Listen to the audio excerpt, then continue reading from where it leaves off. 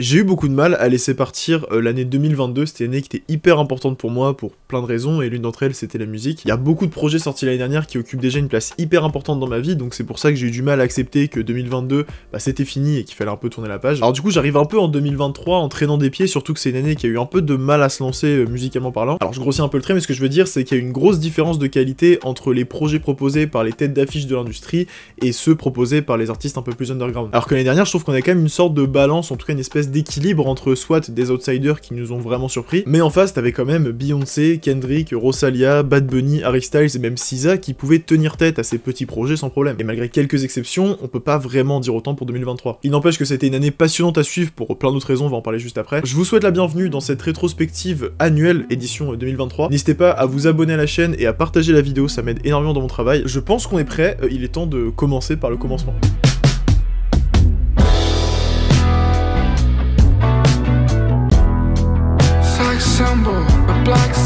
Alors 2023 a commencé sur le ton de la surprise puisque Lil Yachty a laissé tomber le rap pour le rock expérimental en sortant Let's Start Here. C'est un album qui a fait énormément de bruit, ça a été une très bonne surprise pour moi et ça aurait pu s'arrêter là. Mais non, Lil Yachty a été contaminé par la maladie du fan de musique expérimentale, ce qui l'a rendu hautain prétentieux et complètement élitiste, c'est pas moi qui fais les règles. S'en sont suivis des takes désastreuses sur le hip-hop et ce tout au long de l'année, hein, vraiment il s'est pas arrêté. Comme si maintenant qu'il avait écouté Dark Side of the Moon, il valait mieux que la moyenne. Bon bah c'est dommage parce qu'un petit peu d'humilité nous aurait pas fait de mal. Bon alors heureusement on a eu droit à plein d'autres projets très intéressants qui n'ont pas souffert de la nonchalance de leur créateur. Je pense à l'excellent Saturno de Ro Alejandro qui nous a transporté le temps d'une écoute d'album dans l'espace pour une expérience reggaeton digne d'un film de science-fiction. Le projet a été suivi un peu plus tard par Playa Saturno qui était un petit peu en dessous de l'album original selon moi, mais qui faisait très plaisir pour l'été. Et ça s'arrête pas là puisqu'on a eu droit au projet commun avec Rosalia, Ere, qui était un EP rempli d'amour et qui est sorti quelques mois avant leur séparation. Voilà, c'était top. Dans un tout autre registre, nous avons eu droit à Gloria de Sam Smith, Norm d'Andy Shauf, 21 Century Blues de Ray, qui a été porté par le succès de Escapism sorti en fin d'année 2022. Également gros début d'année de la part de Caroline Polachek avec la sortie de Desire, I Want to Turn Into You, l'un des projets les plus acclamés de l'année. Sans oublier évidemment le très bon Raven de Kelela. Sur la scène francophone, début 2023 a été marqué par la sortie de DNK d'Aya Nakamura, Stratos de Kekra, et bien évidemment le très attendu Sincèrement d'Amza. Bon alors comment parler de 2023 sans mentionner l'un des singles les plus populaires de l'année, que dis-je de la décennie, une collab dont on pensait vraiment pas avoir besoin,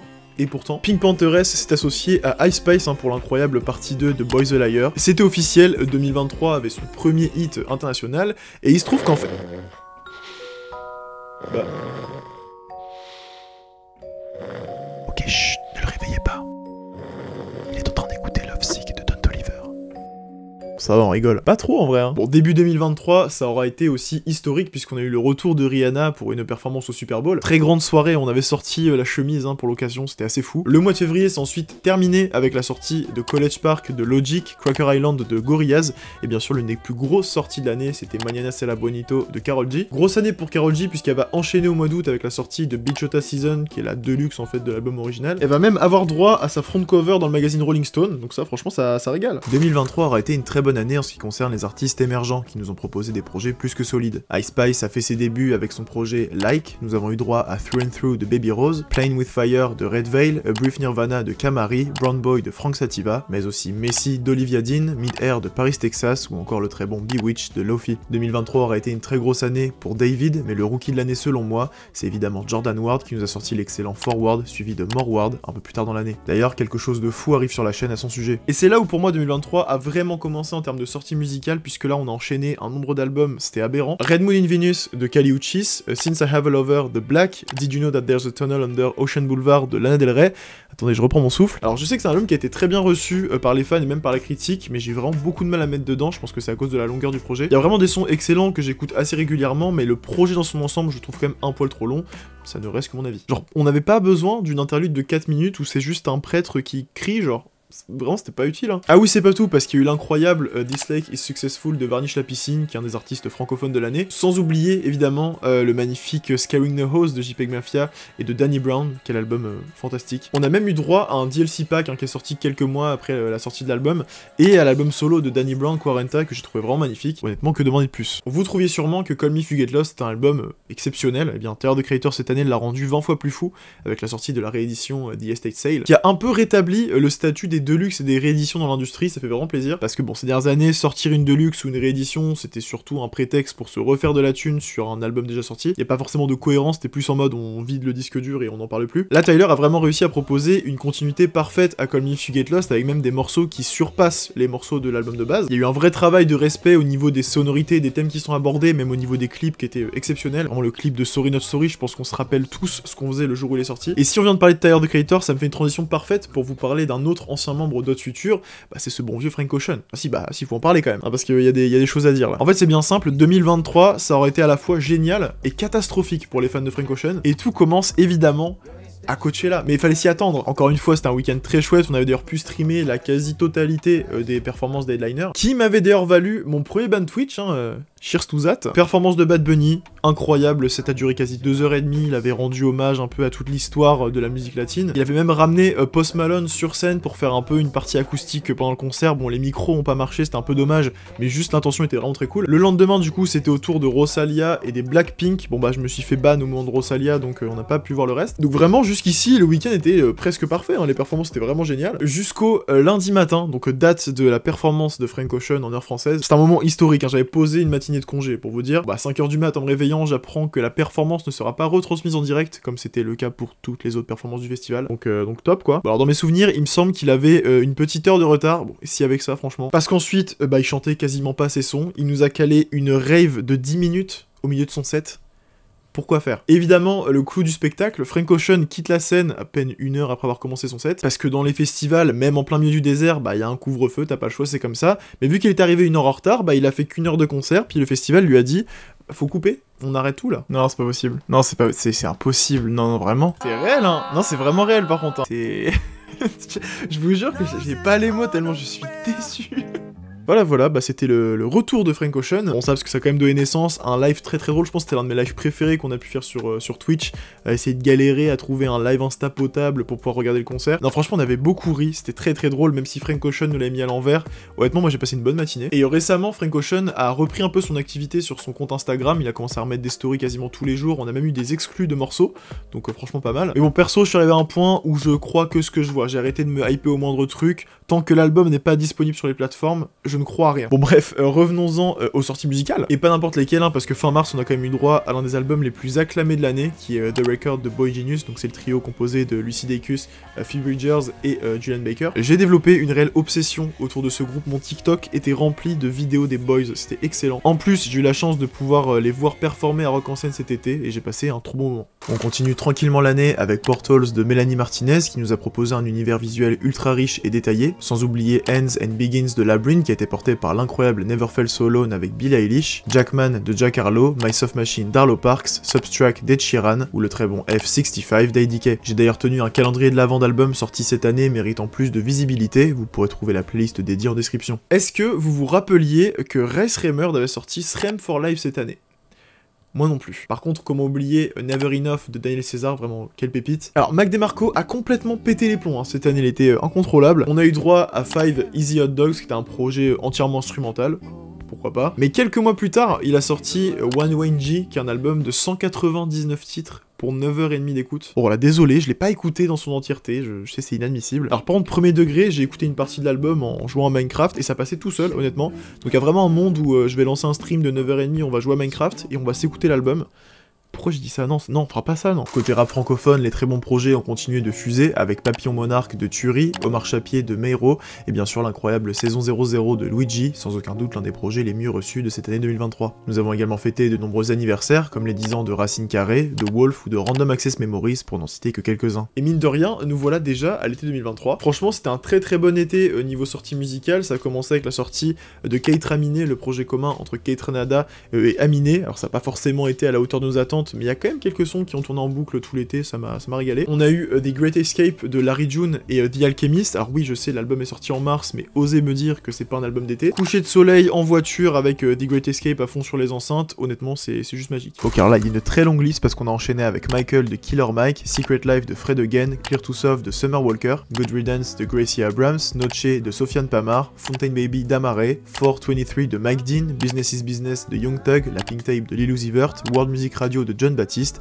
et le deuxième EP de New Jeans, le nouveau phénomène K-pop que je vous conseille vraiment de suivre. Et là c'est la catastrophe. Là faut qu'on en parle. S'il y a bien un truc que j'aimerais effacer de ma mémoire en 2023, sans hésiter, hein. The Idol. Vraiment, pour moi, c'est juste un mauvais rêve. Bref, on continue avec The Hillbillies de Kendrick Lamar et de Baby Kim qui a permis de teaser le Came Flog No de 2023. D'ailleurs, c'est sûrement l'une des collabs les plus fun de l'année. De retour sous le soleil, nous avons évidemment The Age of Pleasure de Janelle Monáe, Volcano de Jungle qui a hypnotisé le monde entier avec le clip de Back on 74, Endless Summer Vacation de Miley Cyrus ou encore l'explosion de Tyla avec son single Water. Et comment ne pas mentionner Sunburn de Dominic Fike qui a été pour moi l'album de l'été 2023. Dominic Fike qui a d'ailleurs participé à la soundtrack de deux gros blockbusters sortis cet été, notamment celle de Barbie sur laquelle on retrouve également Dua Lipa, Nicki Minaj et évidemment Billie Eilish, mais également celle de Spider-Man Across the Spider-Verse produite par Metro Boomin. En parlant de blockbuster, côté musique, nous avons eu droit à la sortie de gros albums, que ce soit Post Malone avec Austin, Taylor Swift avec la Taylor's Version de Speak Now, et bien sûr Utopia de Travis Scott qui devait être l'un des, si ce n'est l'album le plus attendu par le grand public en 2023. Utopia c'est le concert à Rome, c'est Finn, Telekinesis, Circus Maximus, mais aussi un scam de vinyle à 5$. Bref, Utopia était sur toutes les lèvres en 2023, et on peut dire que Travis Scott a réussi à satisfaire les attentes de son public. Alors 2023 c'était aussi une très bonne année pour la musique latine, vraiment on s'est régalé. Entre Data de Tiny, Estrella de Mora, El Comienzo de Grupo Frontera qui avait pas mal explosé suite à la sortie de Un Ciento avec Bad Bunny. Mais l'un des phénomènes de l'année c'est évidemment Peso Pluma qui a littéralement tout cassé hein, avec la sortie de Ella Baila Sola et de son album Genesis. D'ailleurs il y a moyen qu'on en parle un jour sur la chaîne. Comme chaque année, l'été vient avec son lot de concerts et de festivals, et autant vous dire qu'on a été servi en 2023 puisque nous avons pu assister aux tournées des gros albums sortis l'année dernière. La première grosse date c'était évidemment le Renaissance Tour de Beyoncé, j'en reviens toujours pas d'y avoir assisté. Le Love on Tour d'Harry Styles était magnifique, vraiment c'était la meilleure façon de commencer l'été. On a bien sûr eu le SOS Tour de SZA pour les chanceux l'Olympia de Lana Del Rey, et bien sûr le After Hours Still Down Tour de The Weeknd, d'ailleurs j'en ai fait un vlog sur la chaîne YouTube. De mon côté, j'ai aussi eu la chance de voir, alors attendez, Bibadoubi, Isaiah Rashad, Jordan Ward et Smino, No Worries, Varnish, Younglin, DC's, Little Sims, Pusha T, O7 O'Shake, Thundercat, Arlo Parks, Erastar, Her, Billie Eilish, Lenny Kravitz, Domi and JD Beck, The 1975, Kate Ranada, Girl in Red, Billie Eilish, Boy Genius, Luigi, Varnish et Jordan Ward. Encore une très belle année niveau concert. Ah oui, j'ai oublié Sampha, c'était incroyable. L'été 2023 c'est tranquillement terminé hein, avec Sundial de No Name et Saint Hills de Toro et moi qui est venu donner cette dernière touche de nostalgie dont on avait tous besoin après ces 2 mois forts en émotion. Bon, fini l'été, septembre arrive, il est temps de retourner à l'école, et ça Olivia Rodrigo l'a très bien compris en sortant son deuxième album Guts, qui est vraiment très high school, pop rock, tout ça. En vrai, j'avoue que j'avais pas été super convaincu la première fois que j'ai écouté l'album, d'ailleurs on l'avait écouté en live il me semble, mais je l'ai réécouté depuis et je trouve le projet pas mal du tout, donc voilà. Un autre artiste qui a profité de la rentrée pour briller, c'est évidemment Tizo Touchdown, qui fait un peu partie des rookies de l'année. C'était vraiment le moment parfait pour Tizo de sortir son album parce qu'il avait déjà un peu pété à l'époque de Call Me If You Get Lost parce qu'il était sur le morceau Run It Up. Mais là cette année ça s'est vraiment décuplé parce qu'il était aussi présent sur Modern Jam, donc un des sons d'Utopia, et tout le monde a commencé à vraiment se dire c'est qui ce mec. Donc du coup très bon move d'avoir sorti l'album à ce moment-là. En plus il a aussi une vibe un peu high school, donc pour septembre c'était parfait. D'autres très bons projets ont fait surface comme The Patience de Mick Jenkins, Silence Between Songs de Madison Beer, Plus fort que l'orage de Beccar, L'attaque des clones de Freeze ou encore l'hypnotisant Plane Robots Into Heaven de James Blake. Doja Cat a fait son retour avec Scarlett après une année remplie de controverses. Bon, au moins on a eu Agora Hills, c'est déjà ça. Jean Dawson et SZA se sont réunis pour le magnifique No Seasons qui est venu tirer le rideau sur les derniers jours ensoleillés du mois de septembre. Il était donc temps de laisser place à l'automne. Et pour ça, on peut remercier Mitski qui a sorti The Land is Inhospitable and So Are We. Alors, toujours plus long les titres d'album. D'ailleurs, je m'attendais pas du tout à l'avoir traîné sur TikTok, donc honnêtement ça fait plaisir. Omar Apollo a sorti son EP Live For Me que j'ai adoré, et Taylor Swift a continué sur sa lancée en nous sortant la Taylor's Version de 1989 qui nous a massacré style, vraiment je sais pas ce qu'il leur a pris. Et là octobre, c'était fou. Non, c'était fou. For All the Dogs de Drake avec le sample de Wiseman de Frank Ocean sur l'intro du projet. Tizo Touchdown nous a envoyé des performances de malade sur le projet, il y avait le feat avec J. Cole, les mèmes autour du son avec Yeats. Bref, encore une fois, Drake a fait du Drake pour notre plus grand plaisir. Et il a enchaîné en sortant Scary Hour 3, qui est en fait une réédition de For All the Dogs, sur laquelle on l'entendait rapper sur des prods de Alchemist, de Conductor, c'était vraiment exceptionnel. Et là on peut se dire, ok, Drake vient de sortir un truc, ça va être un peu calme dans les semaines à venir parce que personne va oser sortir un album juste après Drake. Oh que non! Album de Bad Bunny le vendredi suivant. Comeback avec les cheveux rasés sur un album presque entièrement rap en mode cowboy au seul au milieu du désert. Nadie sabe lo que va pasar mañana, c'était évidemment un grand moment de cette année 2023. Vous êtes d'ailleurs beaucoup à me demander de publier la VOD parce qu'on avait écouté l'album en live, et en effet il n'y a pas de VOD uploadé sur la chaîne secondaire. Alors c'est pas que je veux pas, au contraire j'avais vraiment très hâte de vous la montrer, parce que Théo, le monteur des VOD que je salue, avait fait un travail de fou sur cette vidéo, mais elle a été bloquée à cause de droits d'auteur, et on a tout essayé, on l'a remonté,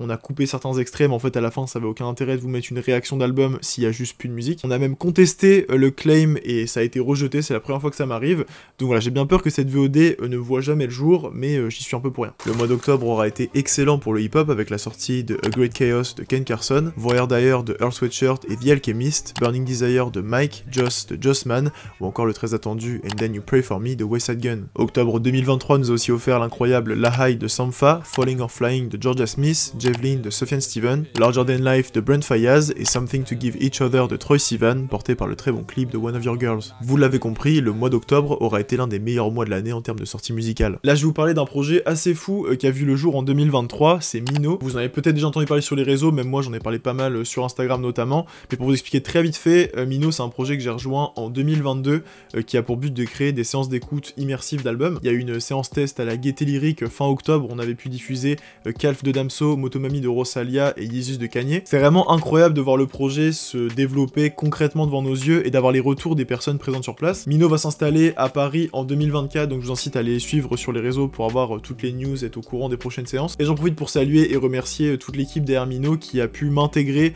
à ce projet et me faire réaliser un de mes rêves. Bon, on arrive bientôt sur la fin de 2023, mais on a quand même eu des sorties plutôt quali. Pink Pantheress nous a sorti Heaven Knows, qui dure 2 fois plus longtemps que son premier projet, donc vous ne rêvez pas. Et là, un ovni. Le simple son d'une flûte, et derrière cet instrument, André 3000 qui a enfin exaucé le rêve de ses fans. Bon, pas exactement ce que tout le monde s'attendait à avoir un album rap de sa part. Bon bah là il a sorti New Blue Sun, qui est un album de musique ambiante expérimentale avec 1h30 de flûte. Bah ouais hein. Bref, 2023 s'est terminé sur un comeback de Dua Lipa avec son single Houdini qui annonce une sortie d'album pour 2024. Nous avons eu Blanket de Kevin Abstract, Pink Friday 2 de Nicki Minaj ou encore Think Later de Tate McRae. Et c'est Lafef qui s'occupera de clôturer l'année en nous dévoilant son single de comeback Loyal, single qui sera suivi de près par 24, la dernière grosse sortie francophone de 2023. Alors au moment où je tourne cette vidéo, Kanye West était censé sortir son album commun avec Ty Dolla $ign, Vultures. Bon il l'a pas fait, qui est surpris personne. Pareil pour SZA qui devait sortir Lana, donc c'était la réédition de SOS, mais en même temps c'était un nouvel album.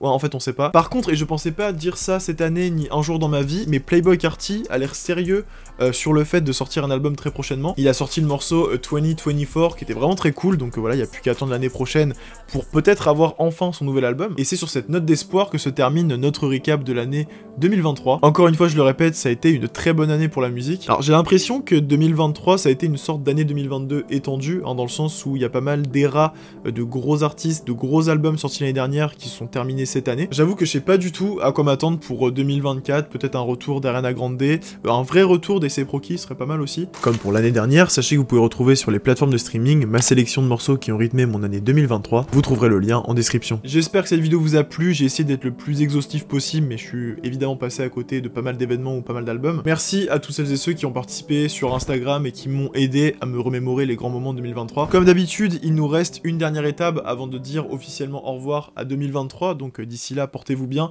soyez curieux, écoutez de la musique, et je vous dis à la prochaine. Salut!